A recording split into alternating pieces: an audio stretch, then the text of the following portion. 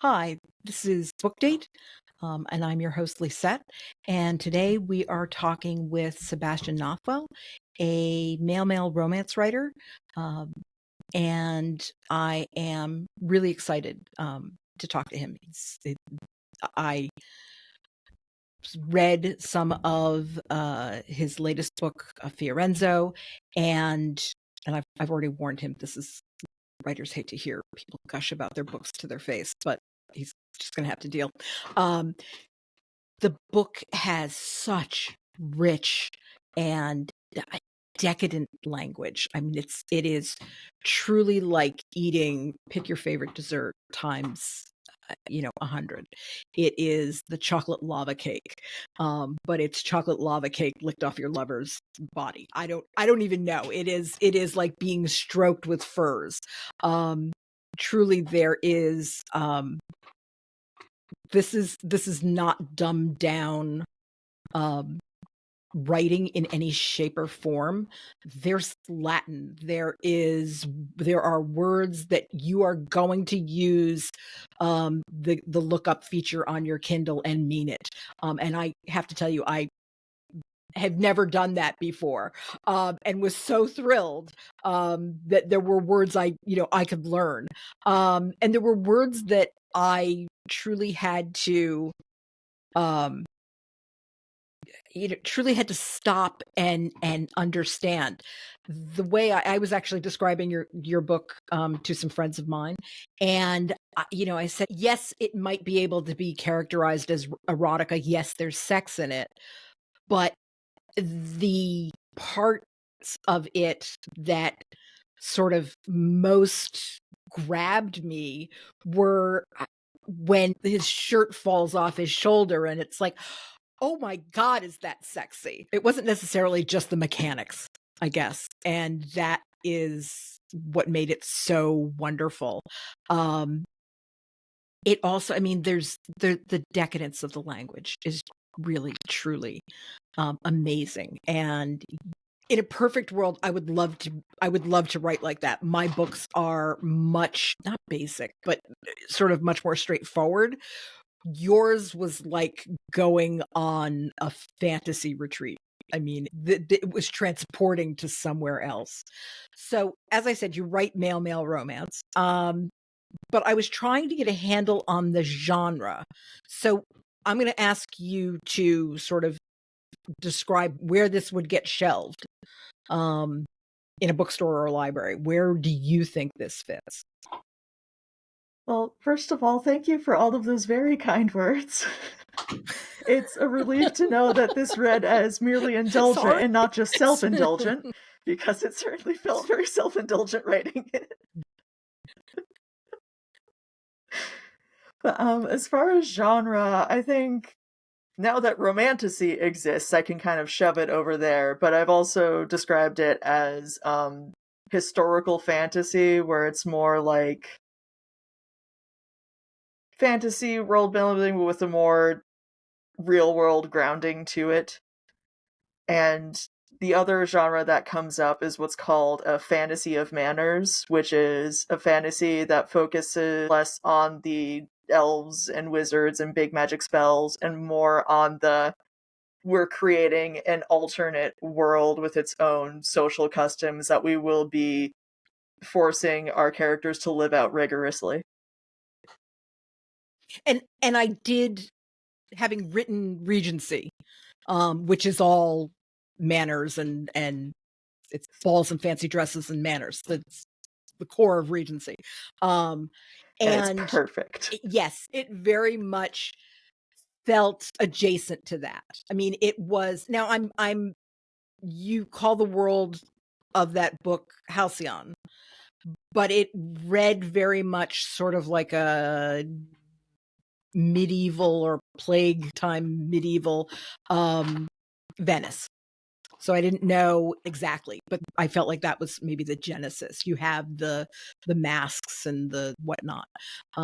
My my daughter is very much a medievalist and loves all that stuff. And has a tiny little plague doctor and all that. So when you're talking about the masks and the plague and whatnot, I'm like, yes, yes.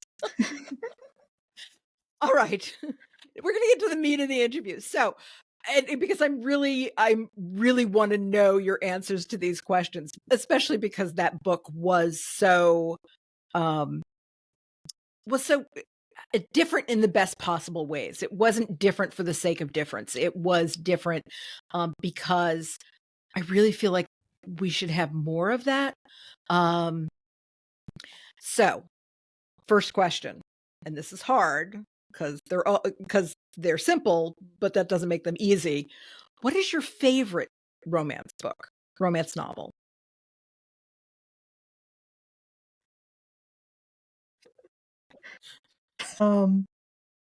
So favorite romance novel would be Swords Point by Ellen Kushner, which is usually shelved as fantasy, but I would argue it's a romance because every single twist in the convoluted plot is either the result of romance indulged or romance thwarted. Like, it's all about Mhm. desire. And it's Wow. also Okay. a fun fantasy of manners in that it takes place in a world where every character is bisexual until proven otherwise, which is a Okay. fun a fun approach, especially when you consider the book was published in the 80s, so like before that was on trend. Yep. Well, I have to say, I read Shakespeare that way. I mean, it's prove you're not bisexual. That's Shakespeare um, himself couldn't. yeah. um, so, and my daughter that I mentioned is bisexual, so that's very much was the thing. Okay, that's fascinating, and I will definitely look it up. Um, so you talked a little bit about why. I love that it is about desire, which is I feel like is romance on steroids in a lot of ways. It's like this isn't just the lust, which is its own thing. It isn't automatic love, but I mean, you can desire a chocolate dessert, you know what I mean? But it brings in more of that sensuality. Um, so I love that. Is there anything else um that you love about that book? Um it's a very really truly shockingly small book. It's like maybe about the width of my thumb, and Okay. it's a standard like pulp paperback size, so like Not a the lot of amount of words. world building she's able to pack into something so very tightly written.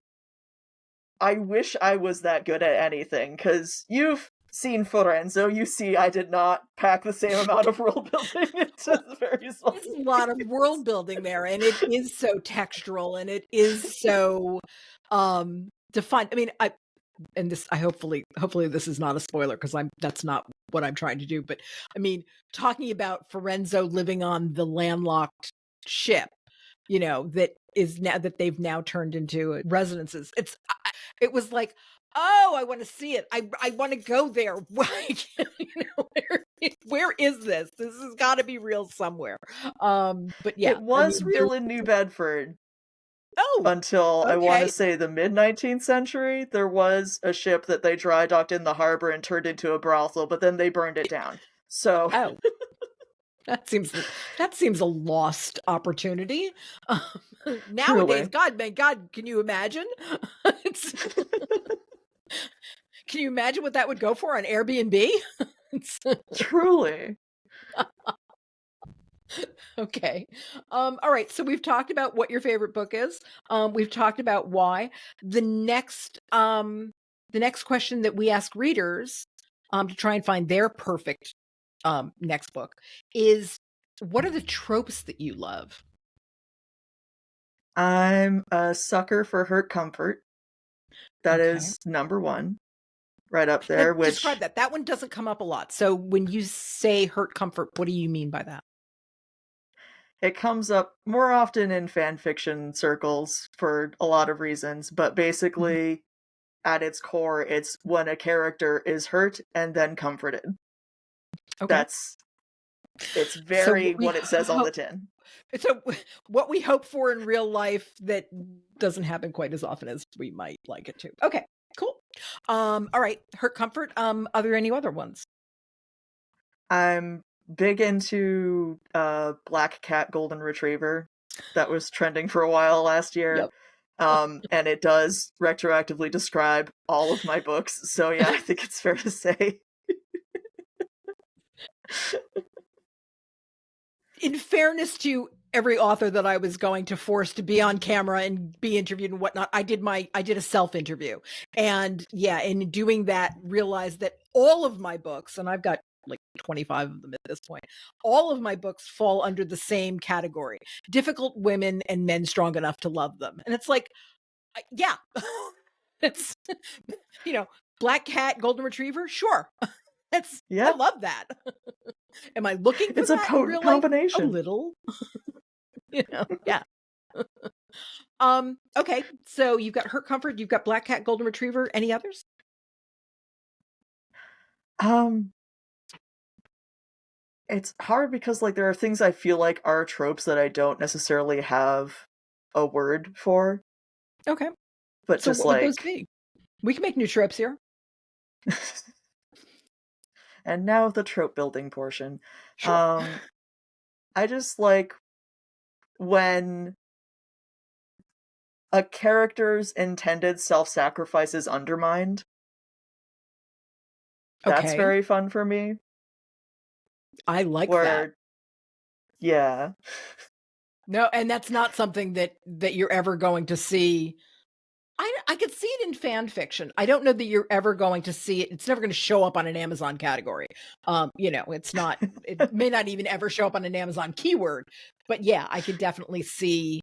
Um, because I think that a lot of society doesn't necessarily understand that concept, doesn't understand the self-sacrifice, doesn't understand how it's undermined, doesn't understand, it is I don't want to say erudite because that makes it sound snobby. But I think it's a missing piece in our world these days. But that's why fantasy exists. So that you can you can call out those kinds of things. All right. What else? not so much a trope as a genre convention, but I really love a good sword fight. But you write fantasy, so it's, there's That'll definitely happen. that element in there. I I It's a hazard of did the genre. I did love it's always a thing, again, I'm writing for the most part I'm writing very heteronormative romance. Um and I did love that in your books, you're talking about um when when when the two leads both are undressed and you're talking about them as swords and their cocks and whatnot, and it was like, yes. A little, it made me think of I don't know if you Blake Edwards 10, where they're fight it's two guys fighting, but they have glow in the dark condoms on, so it looks like a takeoff on the Star Wars, you know, whatever lightsaber fights. It was just so on the one hand it was unintentionally funny, and on the other hand, again, the language was beautiful. So no I have disrespect received intended.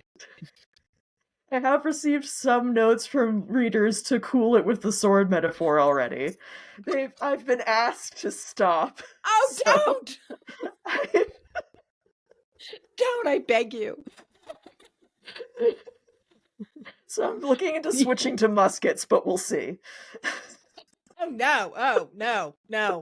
Muskets with a No. flared head? No. There's got to be No, something that's just else. a blunderbuss. Regular Oh, muskets. okay. Yeah, I'm not up on my armaments, so, yeah. I don't know. Dagger? Could they the guy that you don't like, he only has a dagger, the other guy has a sword. I mean,